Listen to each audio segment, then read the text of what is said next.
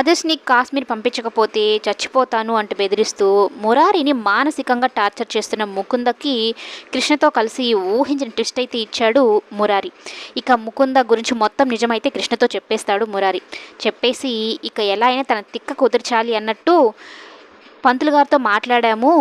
మీకు జరగబోయే టైంలోనే మాకు కూడా శోభనం ఫిక్స్ చేయించుకొని వచ్చాము టైం అనైతే చెప్తాడు. అదేంటి మొన్న ముహూర్తం లేదు అని చెప్పాడు, మరి ఇప్పుడెలా కుదిరింది అని అయితే ముకుంద అంటూ ఉంటే, అప్పుడు గోచారం ప్రకారం చూసారంట, ఇప్పుడు గ్రహచారం ప్రకారం చూస్తే కలిసాయంట, అందుకనే ఇలా మ్యాచ్ ఫిక్స్ చేశారు అన్నట్టు చెప్తారనమాట.